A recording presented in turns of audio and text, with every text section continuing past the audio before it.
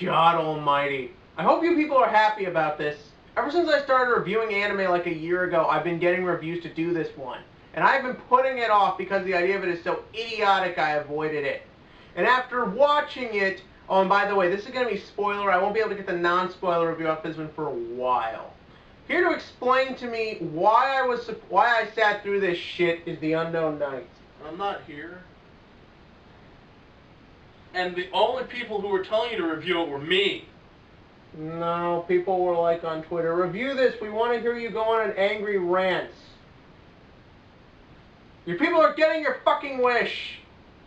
Okay, so the name of this series is Oreimo. Or Oreimo, whatever you want to pronounce it. I mean, there's no L, but some people call it Oreimo for no reason. Yeah. Well, and if you're wondering why I'm under a blanket, it's because I can be. Okay. Okay, and the thing is, obviously, weird Japanese title. The title translates to My Little Sister Can't Be This Cute. Yeah. And that's part of the problem. And the hentai that spawned from this. What? Oh, God. Okay, I'm not going to beat around the bush. Let's wait till talking about the incest for the second half of this. Damn it. Okay, go on. Well, mostly because I want to be able to, if this has to be 2 parts long, just call the second part, let's talk about incest. You know you would too. No. Alright, so anyways, basically that's what kind of people say about this show. They talk about how it's about a brother and sister who want to fuck each other. Okay, they don't want to fuck each other. They're in love. Okay, that only happens, like, at the end of the series. Maybe want to puke. And I just finished this about 5 hours ago, so that puke is fresh. Okay, and the thing is, even from the minute the show starts, something is off. The problem with this whole incest thing they're trying to do is that even though that's what they use to sell the show, that has nothing to do with 95% of this. Yeah.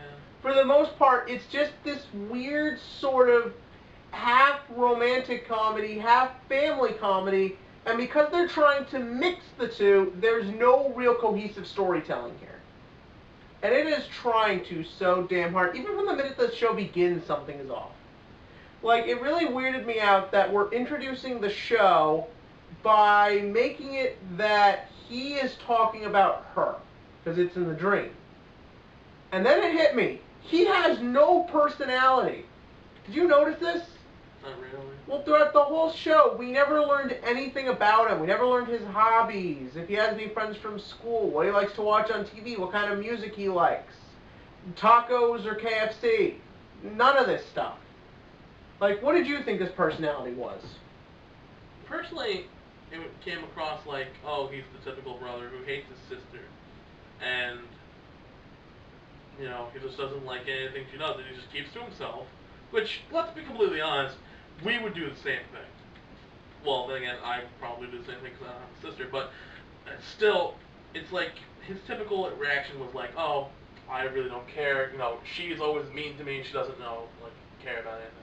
But, as time goes on, just a bunch more stuff happens to the point where it's like, oh, I can kind of see where it's going, but at the same time, I really can't. Yeah, but the problem is that weird, flirtatious attitude thing starts from the get-go. I mean, by episode 3, he trips on her, lifts up her dress, and got his hand on her breast. Well, I mean... That's not even physically possible.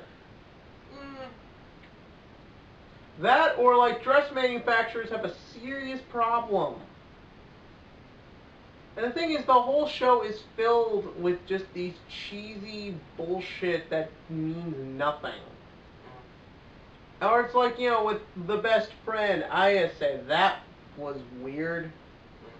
Well, what bugged me there was that, you know, she goes, oh, Kirino would rather be into her weird hobby than be my friend. I'm like, you'd rather believe a random news report over your own friend? It's like she's saying we're best friend, and it's the same... I mean, the black-haired girl? Yeah. And while we're on the subject, is it just me, or did her and Kirino look exactly the same? Yeah, kind of. Like, it was just a different hair and a lighter skin complexion. That was it. And it was just sort of like, how long have you... All I'm thinking during that whole episode is, how long have you two been best friends? Because because it's like at first it's okay. At first I'm perfectly fine with it being like, well, she's hurt and confused about Kirino having this hobby. Anyone would. But the thing is, then it just goes into this whole nother weird shit about her thinking Kirino is some sort of psycho pervert, and it just goes on. And I'm trying to wonder, how long have you two been best friends? Because if you haven't been friends very long, then it would make sense you wouldn't know this, in which case you're just an overly controlling psycho. Mm-hmm. Which the show tries to do anyways. Mm-hmm. And it just went on, and we just never learned anything about anyone. It was like the father. Holy fuck, was that character despicable. Yeah. It's like, what were the right... And first, he Well, looked... it's a typical Japanese father, He doesn't want their kids or their daughter, especially, not doing stuff like that. Stereotypical, stern and strict, to the point where it's like, oh, none of my people are gonna be watching this weeaboo shit. And it's like, oh, okay. I mean, that's a lot of country stereotypical fathers. Yeah, but here's my problem with this, and the thing is that it's the whole concept with her being the otaku thing. I'll say this much though, this did a better job with that character than Watamote did. Because there in Watamote, my problem was she was just that. It was always the extreme. It was never just subtle. Everything was overplayed. Here with Kirino, it was more what I think would be realistic in that she wants to be an otaku and she wants to do stuff like this, but at the same time, she still wants friends, she still wants popular, she still wants all this normal people stuff. Mm-hmm. And I liked it when we got to see that bounce off itself. I think there's actually a really lot of good ideas in here. Mm-hmm. But it's the fact that they're trying to mix so many things that doesn't work. And it's what bugged me with the father was, it was just too much. He's just this stereotype. There's nothing to him. And then he punches his son in the face. Yeah. So hard he flies across the room and is bandaged up the next day. Yeah. I'm like, oh my fucking god. Yeah. Jesus, guy, I get it. You're confused and you don't really know what's going on here, but you punched your kid in the face. Yeah. And then he's just gone. For the rest of the season, he barely gets any lines. Yeah. And I hated the way he dressed and looked, too. Yeah. He looked like John Belushi in the samurai thing. I half expected him to pull out a sword and try chopping up a newspaper. Okay, that'd be funny.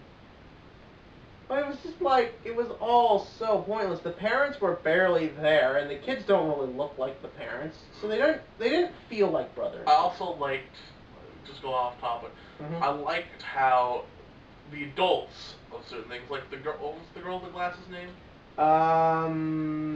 Saito, I think. If I get this wrong. But her grandparents kept shipping her and him together. That was cute. That was funny. There's so many anime that actually do that well. For example, one of my favorites. What anime was it? It's a stupid anime. It's all ecchi and shit like that. It's called Kiss X6. Kiss X6, which is another sitcom. We're not watching that. No, we are at some point.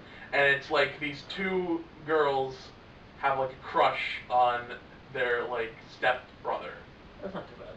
And the parents literally push it on them. It's we get it! Just fuck him already! It's still when they get to the point where it's they're arguing about fucking Keita, aren't they? Got it! Why don't you both just kiss him? And then they fucking punch him in the face. And it's oh, okay. Well, I've always thought that was kind of funny when they, the parents or guardians ship the people. Yeah, well, I feel like in an ecchi you can get away with that more. If this was an ecchi, I don't think I'd be as annoyed. Also, if we review that, just fucking wait until you get to the third episode of the OVA. Yeah.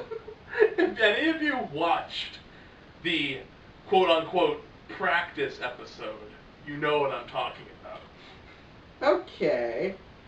Well, yeah, but in an ecchi, I think you could get away with a lot more of this, because with an ecchi, you're expecting everything to be overly sexualized. I never felt that the characters in this were particularly sexualized, and I never thought the two of them had much romantic chemistry.